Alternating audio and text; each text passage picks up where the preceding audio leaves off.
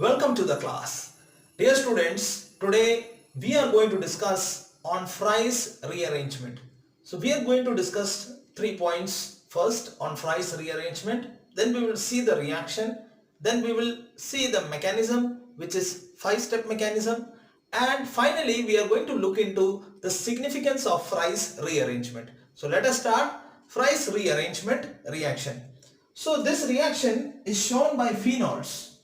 The reaction is shown by phenol and it involves the introduction of acyl group on ortho and para position. It involves the introduction of acyl group at ortho and para position of the benzene ring. Okay, so the product that you get is ortho hydroxy aryl alkyl ketone and para hydroxy aryl alkyl ketone. So you get a mixture of both ortho and para isomer. So you can prepare aryl ketones using phenol. You can prepare aryl ketone, yes, aryl alkyl ketone using phenols. So let me repeat what I have said here. This reaction is shown by phenol. It involves the introduction of acyl group at ortho and para position. So the product that you get is ortho and para hydroxy aryl alkyl ketone. Actually what happens is it involves, you will see it in the mechanism, that it involves the migration of acyl group at ortho and para position from phenolic oxygen. From the phenolic oxygen, COR group, acyl group migrates to ortho and para position, and that is how you get a aryl ketone. So that is what happens. So these are the points of Fry's rearrangement. First of all, it is shown by phenol, introduction of acyl group at ortho and para position. So you get ortho and para hydroxy aryl ketones. Okay, so what happens here is that COR group, it is in, you will see it in between the reaction that it is in phenolic oxygen position and it migrates to ortho and para position, and that is what results in aryl ketone. So let us look at the reaction itself. Let us have a look at the reaction, what happens in the reaction. So for reaction I take, yes, you are right, the starting substrate is phenol. So I take phenol. So this is the phenol. Okay, so this is what I start with. Now I treat it with acetic anhydride. This is our source of acyl group or acyl cation, and I am using dilute NaOH. Okay, alkaline hydrolysis I am conducting. Now I get an intermediate product like this. This is OCOO CS3. Now if you are looking what it is actually, this is CS3COH is acetic acid, right? CS3COH, right? And CS3CO minus is acetate, correct? So if this is the scenario, okay, if this is the scenario, then what it is? Then that is phenyl acetate. Fine. CS3COH is acetic acid, CS3CO minus is acetate. If you bring a phenyl group and attach it, it is the phenyl salt of acetic acid. It is phenyl acetate. Fine. And phenyl acetate. What is it actually? It is a ester. Am I right? Phenyl acetate. See the ester group. This is the ester group COO. That is a ester group. So it is what it is? Alkyl aryl ester. Correct? Now I heat it in AlCl3, that is a Lewis acid catalyst. I heated it, and when I heat it, what happens? Migration occurs. Migration of COCS3 acyl group occurs at ortho position as well as at para position. At para position. So I get a mixture of ortho and para isomer. Ortho and para isomer. Can we name this? Yes. What is CS3CO? What is this? This is acetone. This is acetone. Am I right? Any doubt regarding this? Okay, acetone. So what is this? This is regarded as acetone derivative. What is it? Phenylacetone. Okay, acetophenone. As it is derivative of acetone, it is regarded as derivative of acetone. So therefore the name is acetophenone. So what is this? This is orthohydroxyacetophenone. This is the ketone group. So numbering will start from here. Preference will be given to ketone. Orthohydroxyacetophenone and parahydroxyacetophenone. I have told you why it is called as acetophenone, because this is acetone, and if you are going for phenyl group, it is considered as derivative of acetone. So acetophenone. Okay, there are other names also for this. For example, if you are going for another way, a common name system, if you are going, then this is orthohydroxy methyl phenyl ketone, right? Orthohydroxy methyl phenyl ketone. This is parahydroxy methyl phenyl ketone. Correct? So that it can be called as like that also.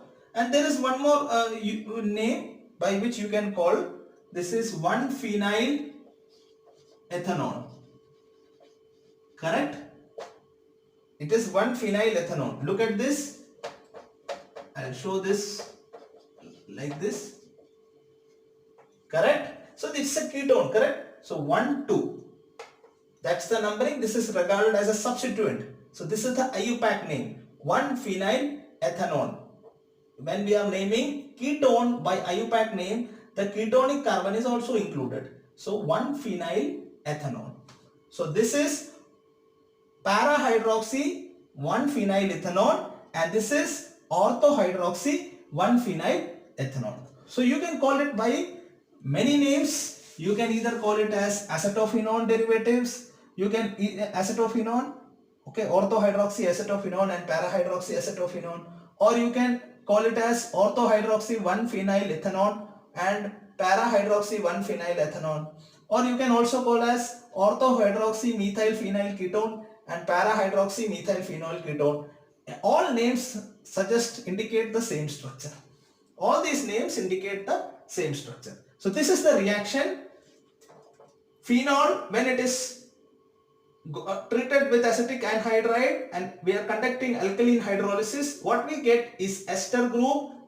This is an ester, this is phenyl acetate, correct? CH3COH is acetic acid and this is phenyl salt of acetic acid or phenyl acetate. Now we are heating it with a Lewis acid catalyst AlCl3, and what we get is orthohydroxy acetophenone and parahydroxy acetophenone. So you can see that how we have made aryl ketone. This is the aryl ketone from phenol or from aryl esters. This is aryl ester. So we can make aryl ketone from aryl esters and phenol. I hope this is clear. Let us now see the mechanism of Fry's rearrangement. It's a 5-step mechanism. Let us see 5-step mechanism. I'll give it. The mechanism is electrophilic aromatic substitution. Electrophilic aromatic substitution. Let's look at this. Step number 1. Linking of acyl cation to phenolic oxygen. Let us look at this. Let's understand this point. Linking of acyl cation to phenolic oxygen. Now this is the phenol. This is phenol. Phenol is acidic in nature. Not a so strong acid, but still it is acidic. Correct? And yes, of course, H plus goes out of here. It dissociates, right? Now you treated this with acetic anhydride CH3CO2O. Fine, I'm going to, let me write it elaborately. Acetic anhydride CH3 CO CH3 CO. Fine. It looks like this. Fine. Now let me go for hydrolysis, alkaline hydrolysis. What would happen? What happens in alkaline hydrolysis? NaOH is diluted with water. Am I right? Now there is lone pair of electron in oxygen.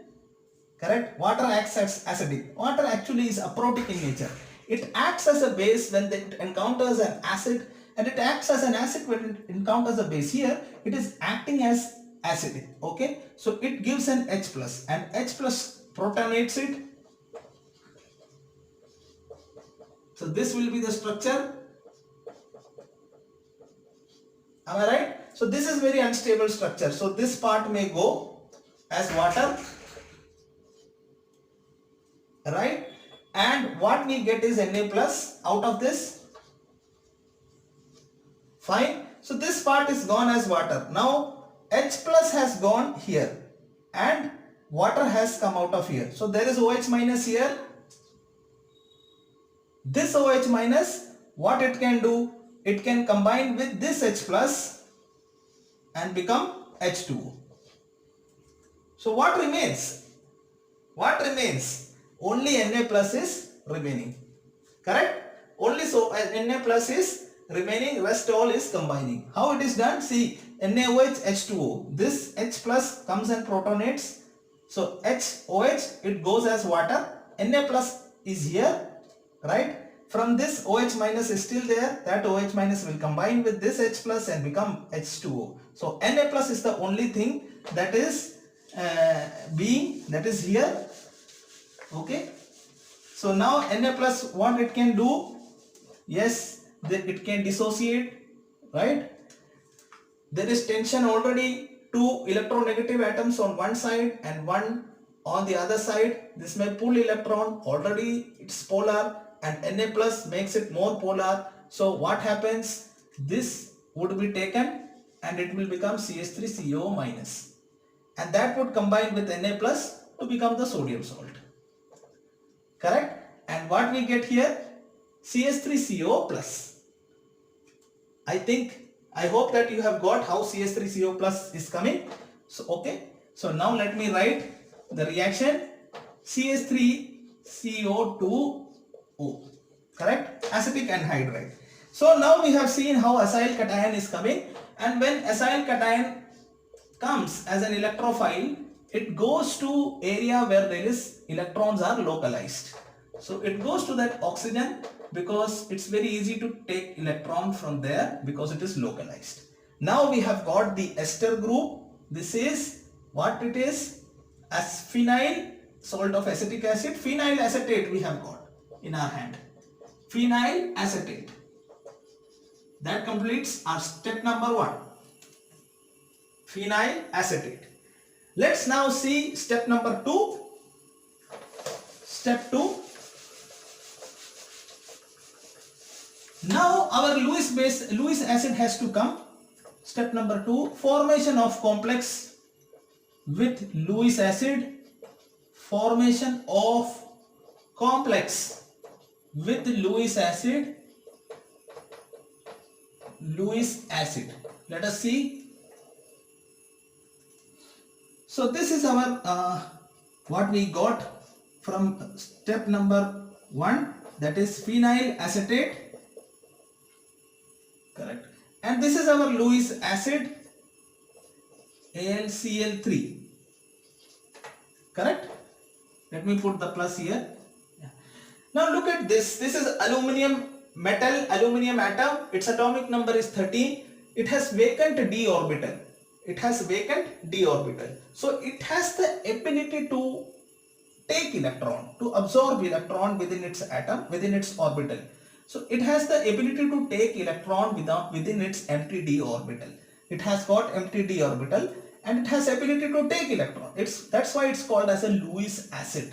Okay, Lewis acid will accept the pair of electron. And moreover, on the top of it, there are 3 electronegative atoms, Cl. This will increase the density of positive charge on the metal ion. It would take the electron, it would pull the electron and it would increase the density of positive charge on aluminum. So that would make it a very good AlCl3, a very good strong Lewis acid. These two factors, one, it has got empty d orbital, and second factor, it has got 3 electronegative atoms withdrawing electron from aluminum atom. So that would, these two factors would make AlCl3 a very good Lewis acid. Now it has, now look at this, it has got 2 lone pair of electron. This also has got 2 lone pair of electron. So Al will go to one of these oxygen. To which one of these oxygen Al will go? Which oxygen Al will choose? Any idea? Yes, it will choose this oxygen. Why? Because here this oxygen is attached to phenyl group. In phenyl group there are 6 carbon atoms which are sp2 hybridized. sp2 hybridized carbon atoms. What is the problem? sp2 hybridized carbon atoms are electronegative in nature. They are electronegative in nature. Okay, so they will pull electron towards themselves. To know why they are electronegative in nature, why sp2 hybridized carbon atom is electronegative in nature, please refer to my earlier video, Polarity and Dipole Moment, where I have explained why sp2 hybridized carbon atom in benzene ring are electronegative in nature. Please do refer that video, Polarity and Dipole Moment. So what I was saying here, that there are 6 carbon atoms which are sp2 hybridized. sp2 hybridized carbons are electronegative. They try to pull the electron. Okay, so when they try to pull the electron, what happens? This oxygen's electron density is reduced. The only option that is available is this oxygen. This oxygen is connected to electropositive atom. So obviously the availability of the lone pair of electron would be higher here, and it would act as a much better Lewis base. It can donate its electron much more effectively than this oxygen, where electron donation is not so conducive. It's there but not so conducive. So this will choose this one. Fine. So we get a complex like this. Oxygen, right? And we get carbon, oxygen, CH3. I am reading the heading here. I will show you the lone pair. One lone pair has been taken by aluminium. So aluminium comes here and there are 3 chlorine attached. Chlorine, 2, 3. And because one lone pair has been taken, oxygen becomes positive here. So this is the complex that is formed in step number 2. Let's now go to step number 3.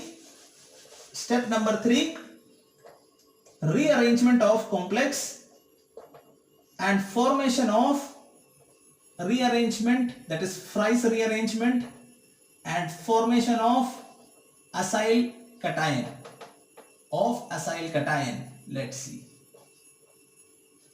Let's see that. Let me write it here.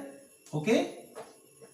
So what we have right now in hand is this. Correct? It has got only one lone pair. Al has taken another lone pair. There are 3 chlorine atoms attached to it. Oxygen is positive. Let me rub this. Okay. Now look at this. This has still got 2 lone pair of electron. Fine. This is a very unstable situation. Positive charge is over the oxygen. There is, of course, look at this oxygen. I have only said that there is decrease in negative density. There is decrease in the negative charge around this oxygen. But there is negative energy, right? There is still the lone pair of electron, but the availability is less. I have only said that the availability is less. But yes, the availability is there. So there is a small kind of attraction here with this aluminium. Aluminium has got empty d orbital. So still it can attract the electron pair. So there is a small kind of attraction like this, okay, and a small charge also because of this attraction, delta positive. Fine. in this oxygen. Fine. This situation, look at this situation. This is a very polar bond, correct? Very polar bond. Now suppose this electron pair is being taken. Okay. Then what would happen?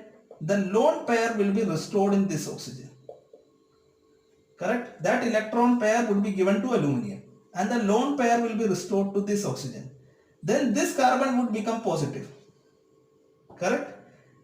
If this carbon becomes positive, it becomes electronegative. It tries to withdraw electron. Okay, but from this oxygen, we have seen that scenario. If this oxygen is getting withdrawn, then it becomes positive and it leads to instability. If it is withdrawing from this oxygen also, then also it will become unstable and this oxygen would not leave its electron because oxygen in itself is electron negative. It is trying to withdraw electron. So with the result, what happens that this carbon is getting positive sign. Correct? Also, this oxygen is facing little attraction from this aluminum. Right? So there is a delta positive charge here. So what the better this thing, because this molecule is very unstable, it lasts for a very short time. The more stable condition is that this electron pair be given here, be donated here. Okay, and this pair of this thing, it be donated back. Correct? So that would lead to something that is more stable. Okay, because see, this oxygen is having a little positive charge. Because of this small positive charge, this oxygen is trying to pull electron towards itself. This carbon is actually failing to pull electron towards itself because number one, oxygen is in itself very electronegative. The small positive charge on the oxygen is making it more electronegative, so the electron is being shifted here. So totally there is an increase of positive charge here. So what happens, the pair that was given back, that was given here, it will be taken back and acyl carbocation will be split. So that would result in O aluminum chlorine, right? And here is the lone pair and we get acyl cation separately here. I hope you have understood this step. Nothing is there here. This oxygen is positive. It is positive. Why? Because it is facing attraction from aluminum. This oxygen tries to pull electron towards itself from carbon, and carbon, what it will do, it will take this electron towards itself because there is no other way. So this goes from carbon, this pair goes from carbon and it attaches itself to aluminum. Fine. And this pair comes back. So we get acyl carbocation. This is step number 3. Now let's go to step number 4. Now we got the acyl carbocation. Now we can go for attack of acyl carbocation.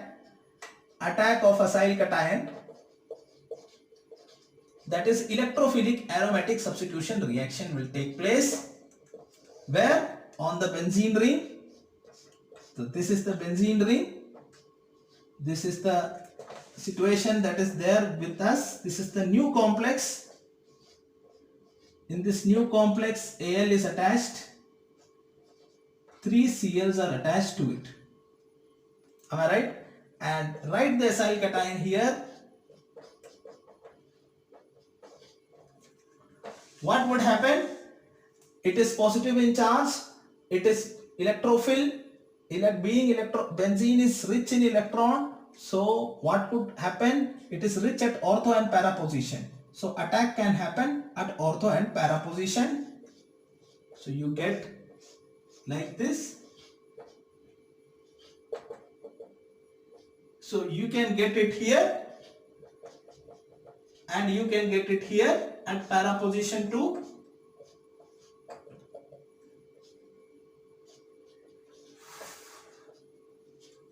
Right? And what would happen to this Al? What would happen to Al? Yes, when it is attaching, the acyl group is attaching at ortho and para position, electrophilic aromatic substitution takes place. In electrophilic aromatic substitution, H plus is involved. Minus H plus comes out. because when it is attaching here, there is an H, right? Here, there is an H. So that H has to go and this electron pair has to come inside. If you want to know what is electrophilic aromatic substitution, do refer to my earlier video where I have discussed electrophilic aromatic substitution in detail. So whatever this thing is, that whenever acyl group is combining to any of the position, now here ortho and para positions are having more electron density, and when it attaches it, H plus comes out, and what H plus does, it goes and combines with this lone pair and it gets satisfied, but O plus results. Correct? This is very unstable situation, right? So this pair of electron is taken back into it, so it becomes OH. Fine. And AlCl3 comes out, right? So AlCl3 comes out and here OH comes. Correct? So we got our product. The catalyst is back. It never takes part in the reaction. Okay, it is back in the, it never forms a product. It just speeds up the reaction. So the catalyst is restored back and we got orthohydroxy acetophenone and para-hydroxy acetophenone. I hope you got this. H plus it protonated, but oxygen became positive, and when it became positive it was very unstable, so it took the bond from AlCl3 back and AlCl3 came here. I hope how protonation took place, I hope you got in this step. There are like this 4 steps. Okay, so we have seen this is step number 4. Okay, there are 4 steps in this reaction and we have discussed the 4 steps, and the 4th step we get hydroxy acetophenones.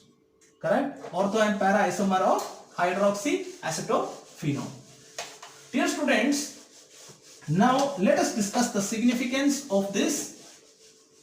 Number 1, first importance is we can make acyl phenols through this manner. No doubt. We have made that. This is the acyl phenol. Right? So we can make acyl phenols in this manner. Of course, this is ortho, this is para. That's okay. Number 2, we can make vitamin E alpha tocopherol. Okay. We prepare like that in this way by using Fry's rearrangement. Vitamin E alpha tocopherol. Number 3, it serves this acetophenone. This hydroxy acetophenones. They are hydroxy acetophenones. They serve as important intermediates in pharmaceuticals. Okay, they serve as important intermediates in pharmaceuticals. So one pharmaceutical fluprophen, this is an anti-inflammatory drug. Its intermediate is hydroxy acetophenone. How can hydroxy acetophenone be prepared?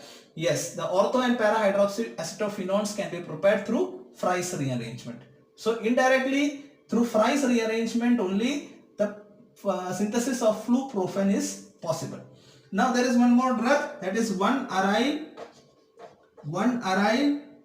3,phenethyl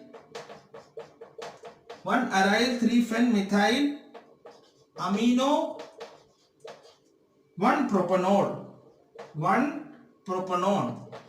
This is a cytotoxic agent, propanol, anti-cancer agent. You can read it, 1-aryl 3-phenethyl amino 1-propanol. It is a cytotoxic agent. Its precursor is hydroxy acetophenone. And how is hydroxy acetophenone prepared? Through Fry's rearrangement. So you can say that indirectly the synthesis is supported by Fry's rearrangement. And also this orthohydroxy acetophenone, the ortho isomer, it is used in perfumery. Okay, it is used in perfumery because of phenolic smell. It is also used, small quantities used as flavor. Okay, it has got a naphthyl flavor and it is used in perfumery because of phenolic smell. So these are the significance. Dear students, I hope you have liked and I hope you have understood the class. If you have done so, please do not forget to subscribe the channel. Your support would be a source of great encouragement. Do like the video and please share it with your friends. Thank you very much.